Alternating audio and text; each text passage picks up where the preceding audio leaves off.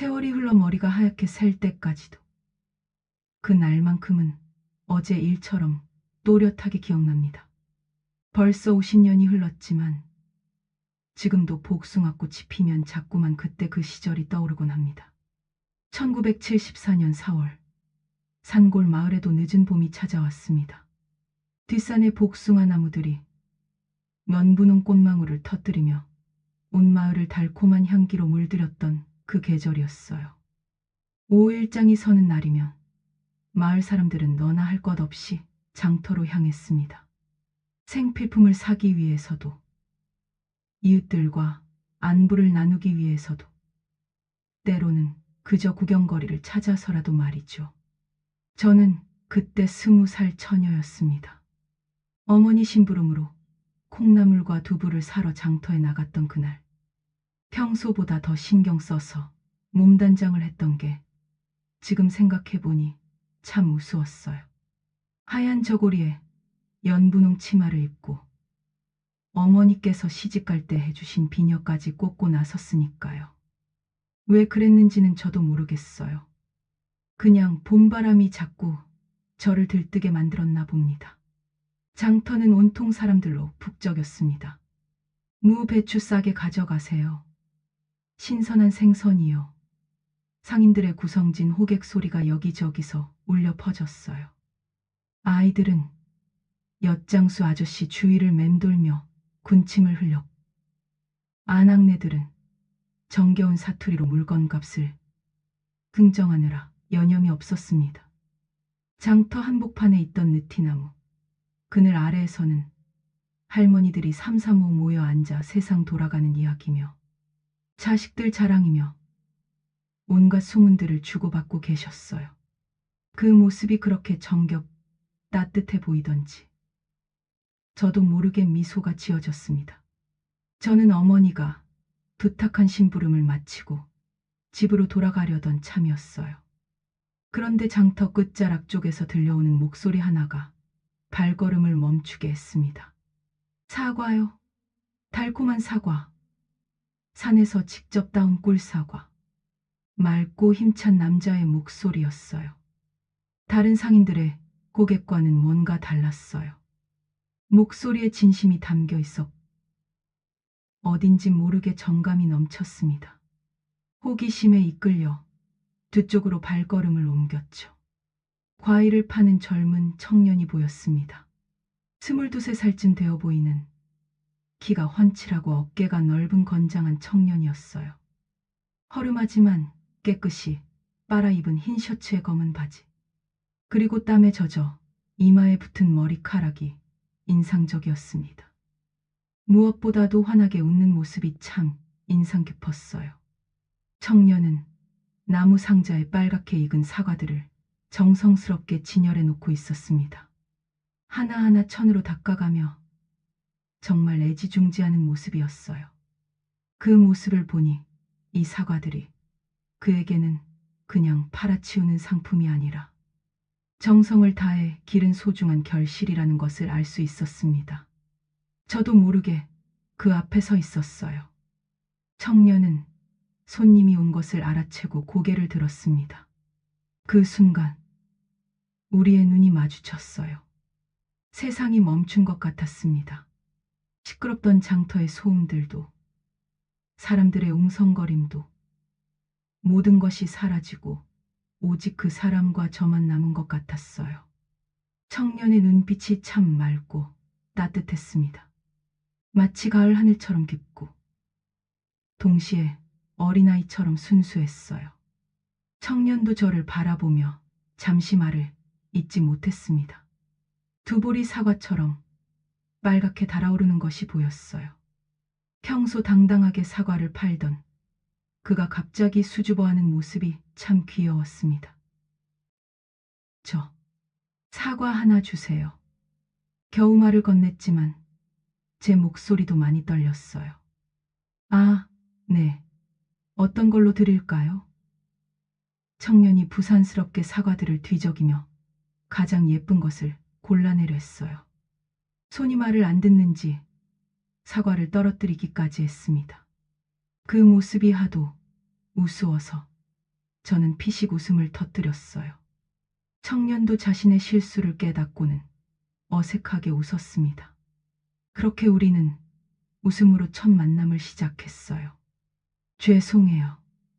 오늘 처음 장사하는 게 아닌데 왜 이렇게 서툴러졌는지 모르겠네요.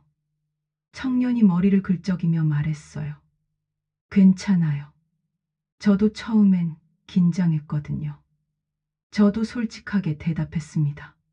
청년은 정성스럽게 가장 빨갛고 탐스러운 사과를 골라 제게 건네주었어요. 그때 우리 손이 살짝 닿았는데 마치 전기가 통한 것처럼 깜짝 놀랐습니다.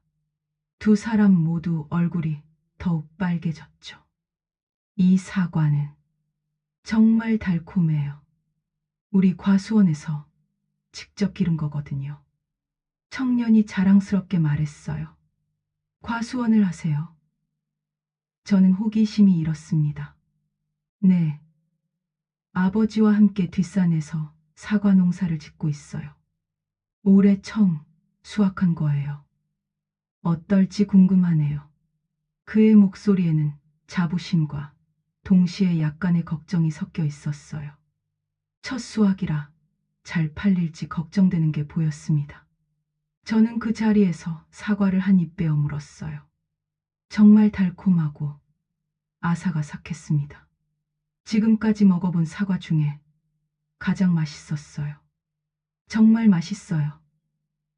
진심으로 감탄했습니다. 청년의 얼굴이 환해졌어요. 정말요? 다행이다. 처음이라 걱정했는데 이렇게 맛있는 사과라면 금세 다 팔릴 거예요. 그렇게 우리는 사과 이야기, 농사 이야기를 하다가 어느새 서로의 이름까지 알게 되었어요. 그의 이름은 김철수, 23세 과수농가 아들이었습니다. 저는 박영희, 마을 이장님 딸이라고 소개했어요. 해가 서산으로 기울어가고 장터도 하나둘 문을 닫기 시작했어요. 저도 집에 돌아가야 할 시간이었습니다. 저, 다음 장날에도 나오세요. 철수 씨가 조심스럽게 물었어요. 네, 아마도요. 저도 수줍게 대답했습니다. 그럼 다음에 또 뵐 수 있겠네요. 그의 목소리에 기대감이 가득했어요. 집으로 돌아가는 길, 손에 든 사과가 유난히 무거웠어요. 아니, 사과가 아니라 제 마음이 무거워진 것 같았습니다. 아니, 무겁다기보다는 뭔가로 꽉 채워진 기분이었달까요. 그날 밤, 저는 잠을 이루지 못했어요.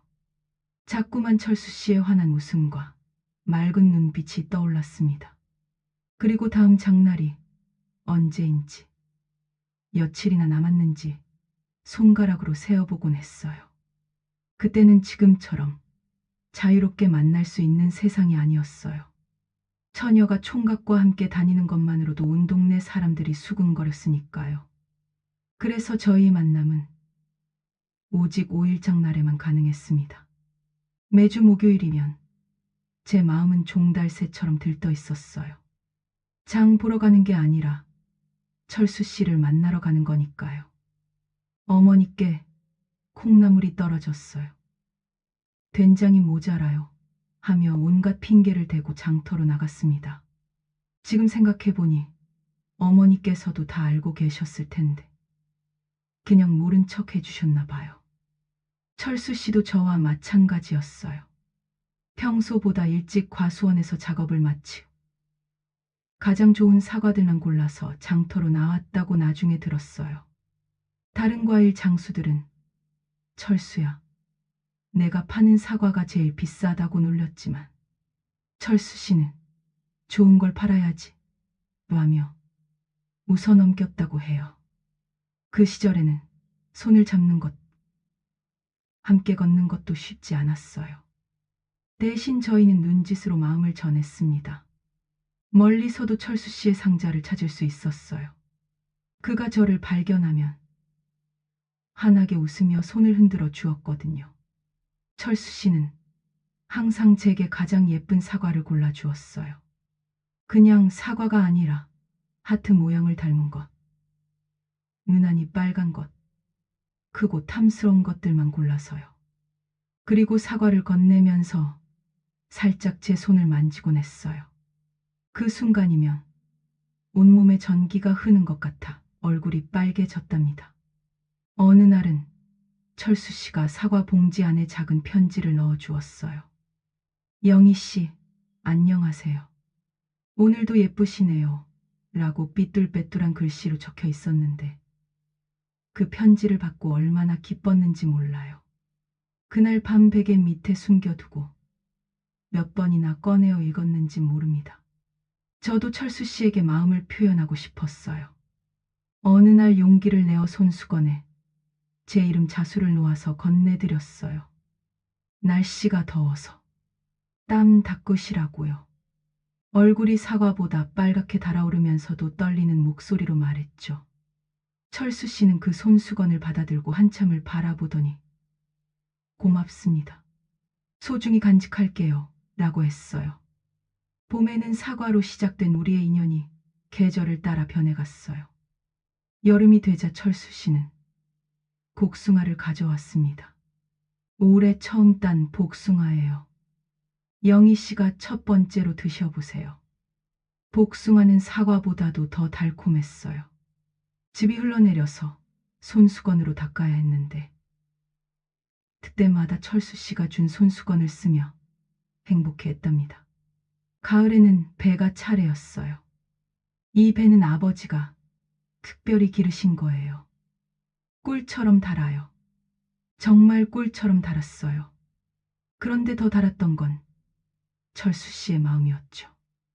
겨울이 되자 철수 씨는 빨갛게 익은 감을 말려서 곶감을 만들어 왔어요. 추운 겨울에 드시라고 정성껏 말렸어요. 곶감 하나하나에 철수 씨의 정성이 스며 있다는 생각에 더욱 달게 느껴졌습니다. 계절이 바뀔 때마다 철수 씨가 가져오는 과일들을 받으며 저는 그의 진심을 느꼈어요. 그냥 파는 과일이 아니라 자신이 정성껏 기른 가족 같은 과일들을 저에게 나눠주는 것이었거든요. 하지만 우리의 만남이 늘 달콤하기만 했던 건 아니에요. 마을 사람들의 눈치를 보느라 조마조마한 날들이 더 많았어요. 박 이장 딸이 과일 장수, 아들과 눈이 맞았나 보더라. 매주 장날마다 저렇게 나가는 걸 보니 아이고, 요즘 처녀들은 참. 이런 수군거림들이 제 귀에 들려왔어요. 길에서 마주치는 아주머니들의 시선이 따갑게 느껴졌고 때로는 장터에 나가기가 두려웠어요. 특히 우리 동네 김할머니는 어머니께 직접 말씀하셨다고 해요. 영희가 장에 나가면 과일 장수 아들만 찾더라. 좋지 않게 보는 사람들이 많으니 단단히 타일러야 한다고요. 어머니께서는 저를 불러 세워 말씀하셨어요. 영희야, 내가 무슨 생각인지는 알겠다. 하지만 함부로 행동하면 안 된다. 처녀의 몸가짐을 조심해야 한다. 어머니의 걱정 어린 목소리에 제 마음도 무거워졌습니다. 철수 씨도 비슷한 걱정을 했어요. 영희 씨 때문에 좋지 않은 소리가 나올까봐 걱정이에요. 제가 조심해야겠어요. 그의 배려가 고마우면서도 슬펐어요. 그래도 저희는 포기하지 않았어요. 더 조심스럽게, 더 신중하게 마음을 나눴습니다. 다른 사람들이 보지 않을 때 살짝 눈인사를 나누고 사과를 건네받을 때 손이 스치는 것만으로도 충분히 행복했어요. 그 시절의 사랑은 참 순수했습니다. 지금처럼 자유롭지도 않았고 쉽지도 않았지만 그래서 더욱 간절하고 소중했어요. 작은 선물 하나, 짧은 대화 한마디, 따뜻한 눈빛 하나하나가 모두 보물 같았습니다. 그렇게 인연을 기다리고 조심스럽게 마음을 나눈 끝에 저희는 정식으로 혼담이 오가게 되었어요. 양가 어른들께서 만나시고 철수 씨가 정중하게 절차를 밟아 청혼을 했습니다. 그때서야 마을 사람들의 시선에서 벗어날 수 있었어요. 지금 생각해보면 그 2년의 시간이 저희에게는 정말 소중한 기간이었어요. 서로를 깊이 알아가고 진정한 사랑인지 확인하는 시간이었거든요. 요즘 연인들처럼 자유롭게 만날 수는 없었지만 그래서 더욱 진실된 마음으로 사랑할 수 있었던 것 같아요. 그렇게 행복한 날들만 있을 줄 알았는데 결혼 20년쯤 되었을 때 큰 시련이 찾아왔어요. 시아버지께서 갑자기 쓰러지신 거예요. 그때까지 건강하시던 시아버지가 어느 날 갑자기 중풍으로 쓰러지셨어요. 병원에서는 앞으로 거동이 어려우실 것 같다고 했습니다. 온 가족이 충격에 빠졌죠. 시아버지는 평생 농사만 지으며 사신 분이었어요.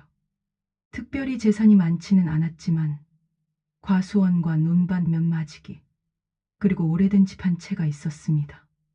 건강하실 때는 내가 죽으면 형제들끼리 잘 나누어 가져라 정도로만 말씀하셨는데 갑작스럽게 쓰러지시니 구체적인 유언은 남기지 못하셨어요.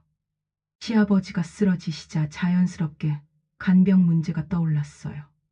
장남인 철수 씨의 형님은 시내에서 사업을 하고 계셨고 저희는 바로 옆 마을에 살고 있어서 가깝기도 했고요.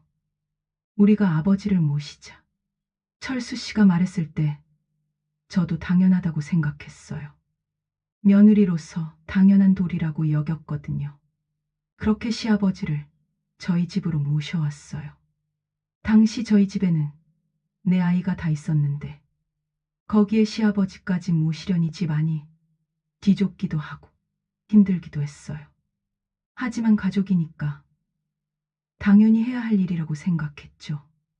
새벽부터 밤늦게까지 시아버지를 돌봤어요. 식사 때마다 죽을 끓여드리고 기저귀 갈아드리고 욕창이 생기지 않게 수시로 자세를 바꿔드리고 정말 눈코 뜰 새 없이 바빴어요. 철수 씨도 과수원 일을 마치면 아버지 간병에 전념했어요. 고생이 많다. 우리가 해야 할 일이니까 힘내자. 철수 씨의 말에 힘을 얻어 3년을 그렇게 보냈습니다. 시아버지께서 돌아가신 건 3년간의 간병 끝이었어요. 마지막까지 저희가 정성껏 모셨죠. 장례를 치르고 49일도 지난 후 형님 댁에서 갑자기 이상한 소리가 나오기 시작했어요. 이제 아버지도 돌아가셨으니 집 정리를 해야지. 처음에는 무슨 말인지 몰랐어요. 그런데 형수가 직접 찾아와서 하는 말을 듣고는 깜짝 놀랐어요. 동서, 이제 아버지 집에서 나가야겠어. 원래 큰 집이 본가를 지켜야 하는 거 아니야? 그리고 재산도 법적으로 나누어야 하고. 저는 귀를 의심했어요. 3년 동안 시아버지를 모시느라 온 가족이 고생했는데 이제 와서 나가라니요. 형수님, 저희가 3년 동안 아버님을 모셨는데 그건 둘째 며느리로서 당연히 해야 할 일이었잖아. 그걸로 집을 차지하려고 하면 안 되지. 형수의 말에 할 말을 잃었어요. 당연한 도리라고 생각하며 했던 일이 갑자기 당연한 일이라고 치부되어 버리니 허탈했어요. 형님 댁에서는 법무사까지 데려와서 재산 분할을 요구했어요. 법적으로는 형제가 반반씩 나누어 가져야 한다는 거였죠. 철수 씨는 처음에는 형님을 믿고 있었어요. 형님이 그럴 리가 없어. 분명 오해가 있을 거야. 하지만 형님도 형수 편을 들더라고요. 철수야, 미안하다. 하지만 법이 그렇게 되어 있으니까 어쩔 수 없다. 그리고 우리도 사업하느라 돈이 필요하거든. 형제들이 변호사까지 고용해서 법적 다툼을 시작하자 저희도 어쩔 수 없이 대응해야 했어요. 3년 간병비며 의료비며 장례 비용까지 계산해서 법정에서 싸우게 되었죠. 그 과정에서 정말 마음이 아팠어요. 한 집안 형제가 법정에서 마주 앉아 서로 다투는 모습을 보니 돌아가신 시아버지께서 천국에서 얼마나 속상하실까 싶었어요. 법정 다툼은 1년 넘게 이어졌어요. 결국 재산은 법적으로 반분하되 3년간의 간병 비용은 어느 정도 인정받았지만 집에서는 나가야 했어요. 철수 씨, 이제 어떻게 해야 할까요? 저는 정말 막막했어요. 내 아이와 함께 갑자기 살 집을 마련해야 하는 상황이 되었으니까요. 걱정하지 마. 우리가 힘을 합치면 못할 게 뭐가 있어. 새로 시작하는 거야. 철수 씨가 저를 위로했지만 목소리에 상처받은 기색이 역력했어요. 그렇게 저희는 20년을 살았던 집을 떠나야 했어요. 이웃들도 참 안 됐다며 동정의 눈길을 보냈지만 어쩔 수 없는 일이었죠. 더 가슴 아픈 일은 그 다음에 벌어졌어요. 저희가 다른 곳으로 이사를 갈 형편도 되지 않아서 같은 마을 내 다른 집을 얻어 살게 되었거든요. 그러니까 형님 댁 가는 길 하나 건너편에 살게 된 거예요. 매일 마주칠 수밖에 없는 상황이었죠. 처음에는 길에서 마주치면 어색하게라도 인사를 했어요. 하지만 시간이 갈수록 서로 외면하게 되었어요. 형수는 아예 저를 못 본 척했고 형님도 철수 씨와 눈을 마주치지 않으려 했어요.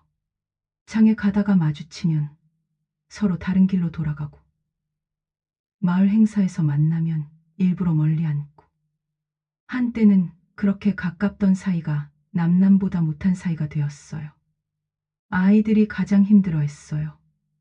엄마, 큰아버지는 왜 우리를 안 봐주세요? 아빠, 사촌들과 놀면 안 돼요. 아이들의 순수한 질문에 답해주기가 참 어려웠어요. 하지만 이 시련을 겪으면서 저희 부부는 오히려 더 가까워졌어요. 힘들 때일수록 서로에게만 의지할 수밖에 없었거든요. 영희야, 미안하다. 내 형님 때문에 고생이 많다. 철수 씨가 어느 날 밤 조용히 말했어요. 무슨 말씀이에요? 우리 가족끼리 이겨내면 되는 거죠. 저도 철수 씨의 마음이 아픈 걸 알고 있었어요. 그래. 우리가 있으니까. 우리 가족이 있으니까 무서울 게 없어. 그때부터 저희는 더욱 서로를 의지하게 되었어요. 남편에 대한 믿음도, 아내에 대한 고마움도 더 깊어졌죠. 아이들 앞에서도 절대 좌절하는 모습을 보이지 않으려고 했어요. 우리에게는 건강하고 착한 가족이 있으니까 걱정 없다 하며 아이들을 안심시켰어요. 새 집에서 새로운 시작을 했어요. 비록 형님 댁과의 갈등은 아직 해결되지 않았지만 저희만의 행복한 가정을 만들어 나갔어요. 철수 씨는 이번 일로 가족이 얼마나 소중한지 다시 한번 깨달았다며 가족들에게 더욱 따뜻하게 대해 주었어요. 저도 우리끼리라도 더 단단히 뭉쳐서 살자는 마음으로 집안을 더 알뜰하게 꾸려나갔죠. 아이들도 이 시련을 통해서 많이 성숙해졌어요. 특히 큰아이는 앞으로 우리 형제들은 절대 이런 일이 없도록 하자며 동생들과 더욱 사이좋게 지냈어요. 그 힘든 시기를 겪으면서 저희 가족은 외려 더욱 화목해졌어요. 외부의 시련은 있었지만 가족 내부는 그 어느 때보다 단단해졌거든요. 70년대 후반부터 80년대 초반 우리나라가 급속히 발전하면서 도시와 바람이 불기 시작했어요. 그 바람은 우리 집에도 예외 없이 찾아왔답니다. 가장 먼저 떠난 건 큰아들이었어요. 1979년 대학을 졸업하고 서울에 있는 회사에 취직이 되었거든요. 아버지, 어머니, 서울에 가서 열심히 일하겠습니다. 기차역에서 큰아들을 배웅하던 그날을 지금도 잊을 수 없어요. 철수 씨는 남자는 밖에 나가서 세상을 배워야 한다며 씩씩하게 보내주는 척했지만 집에 돌아와서는 한참을 말이 없었어요. 그 다음은 첫째 딸이었어요. 1981년 간호학교를 졸업하고 부산 큰 병원에 취직했거든요. 엄마, 저도 이제 사회에 나가서 일해야죠. 딸아이의 당당한 모습이 디특하면서도 서운했어요. 둘째 아들은 1983년에 대구로, 막내딸은 1985년에 인천으로. 그렇게 하나둘씩 내 아이가 모두 집을 떠났어요. 마지막 막내가 집을 떠나던 날 밤, 철수 씨가 중얼거렸어요. 영희야, 집이 참 조용하다. 정말 그랬어요. 그동안 늘 시끄럽고 복닥복닥했던 집이 갑자기 조용해지니 이상했어요.